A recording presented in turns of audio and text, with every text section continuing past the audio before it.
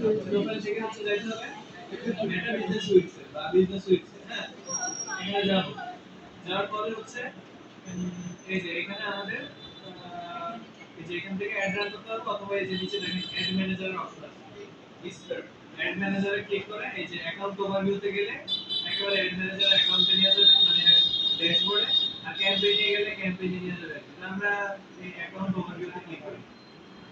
Campaign দিয়ে মনে হয় বুঝতে আচ্ছা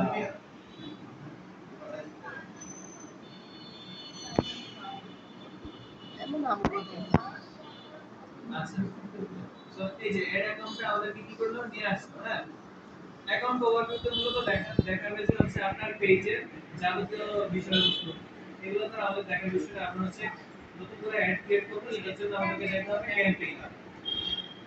ঠিক আছে, ক্যাম্পেইনে আসার পরে এই যে এখানে উপরে দেখেন সবুজ আইকন আছে ক্রিয়েট। ঠিক আছে, এখান থেকে ক্রিয়েট বাটনে ক্লিক করব। এরপর আমাদের অ্যাড ক্যাম্পেইনের যাবতীয় কাজ এখান থেকে শুরু হবে। যেমন প্রথমে হচ্ছে আমাদের ক্যাম্পেইনের অবজেক্টিভ চুজ করতে হবে, যে আমাদের ক্যাম্পেইনটা যে করব তার উদ্দেশ্য কি। এখানে টোটাল 6টা উদ্দেশ্য দেওয়া আছে: awareness, traffic, engagement, leads, app promotion, sales. এবং প্রত্যেকটারই এখানে পাশে কি আছে, কোনটা কিসের জন্য ভালো সেটা দেওয়া আছে। যেমন অ্যাওয়ারনেস ভালো হচ্ছে reach, brand awareness, video views, আর হচ্ছে স্টোর লোকেশন অ্যাওয়ারনেস এর জন্য। তারপরে সেলস, সেলস হচ্ছে কনভার্সনের জন্য, ক্যাটালগ সেলস এর জন্য, বিভিন্ন প্রোডাক্ট সেলস এর জন্য আর কি। মেসেঞ্জার, ইনস্টাগ্রাম, হোয়াটসঅ্যাপে বেশি বেশি মেসেজ আসবে এবং কল আসবে। স্যার এই আপনার দুই দিন পরে কই থেকে আসবে পাপিটা এই কথা নাই দেখেন। তো এখান থেকে আপনার ইয়ে অনুসারে আপনি একটা নিয়ে নিন। আমি ধরেন এখান থেকে সেলস নিই, সেল করব, আমি সেল ক্যাম্পেইন নিয়ে আমি কন্টিনিউ দিলাম। কন্টিনিউ দেওয়ার পরে এই যে এখানে আসবে যে এটা আসবে, এটা কিছু দেওয়ার দরকার নাই, এটা আমরা এখান থেকে ক্রস দিয়ে দেব। এখানে এখানে মূলত আমাদের যেটা আছে সেটা হচ্ছে আমাদের অ্যাড ক্যাম্পেইনটাকে এখান থেকে শুরু করতে হয়। এখানে ফেসবুক অ্যাডস এর আমাদের তিনটা পার্ট থাকে, একটা হচ্ছে সেট ক্যাম্পেইন, একটা হচ্ছে অ্যাড সেট, আর একটা হচ্ছে অ্যাডস। হ্যাঁ, এই যে একটা পার্ট, এর একটা পার্ট, এর একটা পার্ট, আমরা ফার্স্ট পার্টে আছি। তো প্রথমে হচ্ছে এখানে একটা নাম দিতে হয়। আপনি আপনার প্রোডাক্ট অনুসারে নাম দিতে পারেন, অথবা সেলস ক্যাম্পেইন 1, সেলস ক্যাম্পেইন 2 এভাবে রাখতে পারেন। এটা কোনো ম্যান্ডেটরি কিছু না, এটা আপনার সুবিধার জন্য। এরপরে ক্যাম্পেইন ডিটেইলসে তেমন কোনো কাজ করলাম আপুর সাথে। এই যে ওইখান থেকে যদি অবজেক্টিভটা আপনি দিয়ে আসার পরে যদি মনে করেন যে অবজেক্টিভ চেঞ্জ করবেন, তাহলে এখান থেকে আপনি অবজেক্টিভ কি করতে পারবেন, চেঞ্জ করতে পারবেন। এবার আসি নিচের দিকে চলে আসি ক্যাম্পেইন বাজেট। এখানে বাজেটটা অটোমেটিক দেওয়া আছে, আপনি এখানে চাইলে অ্যাড সেট বাজেট দিতে পারেন। হ্যাঁ, মানে নিজের মতো করে অ্যাড সেটে গেলে আপনার ওই বাজেটটা তখন দেওয়া লাগবে। এখন এখানে যদি আমি ক্যাম্পেইন বাজেট দিই, তাহলে এটা ক্যাম্পেইন থেকেই অটোমেটিক নিয়ে নিবে, যে $20 অটোমেটিক নিয়ে নিছে। অথবা আমি যেটা দিব ওটা ওরা অটোমেটিক নিবে।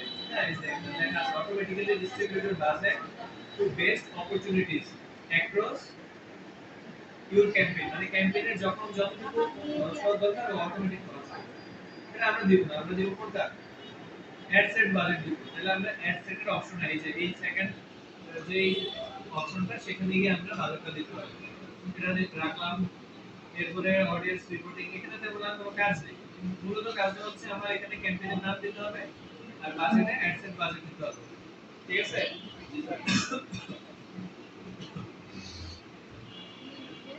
এরপরে আমি এখান থেকে নেক্সট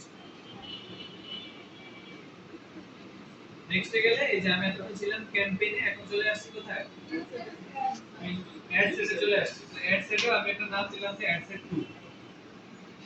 ঠিক আছে, এবার আসি কনভার্সন লোকেশন। এখন আমি যে প্রোডাক্টটা সেল করব এটা তো হচ্ছে কোনো একটা জায়গা থেকে সেল করতে হবে, তাই না, কোনো একটা ওয়েবসাইট থেকে বা কোনো যে কোনো জায়গা থেকে। তো আমার এই যে জিনিসটা মানুষরা কিনবে এই ফেসবুক অ্যাডস দেখে, কোন জায়গায় গিয়ে কিনবে, সেই জিনিসটা হচ্ছে এখানে আমার কনভার্সন লোকেশনটা দেওয়া লাগবে, কোন জায়গা থেকে কিনবে।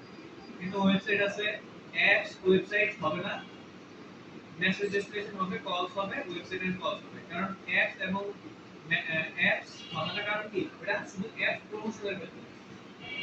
ওই দুটো অপশন কি, অ্যাপ প্রমোশনের ক্ষেত্রে দুটো অপশন হচ্ছে অ্যাড প্রমোশনের ক্ষেত্রে।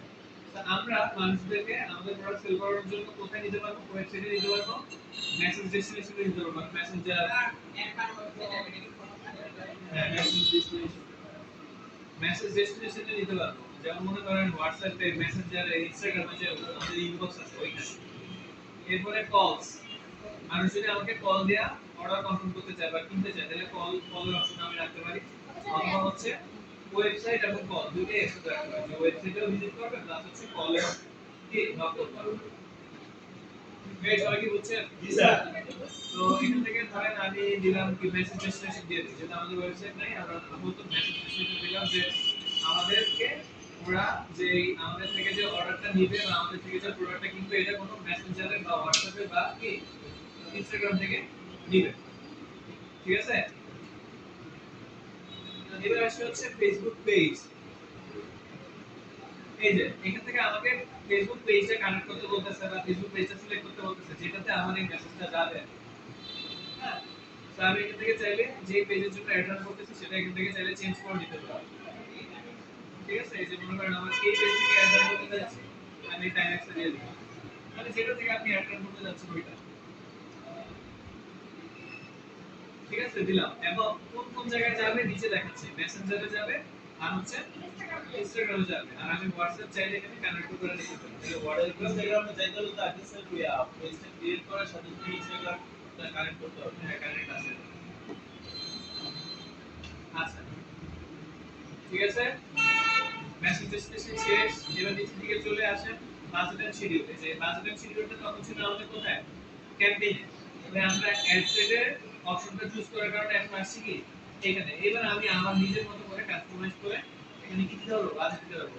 দুই রকমের বাজেট আমি দিতে পারবো, একটা হচ্ছে ডেইলি আর একটা হচ্ছে লাইফ টাইম। লাইফ টাইম মানে হচ্ছে একবার আমি দিয়ে দিব, ওই টাকাটা আমার পুরো অ্যাডসে আস্তে আস্তে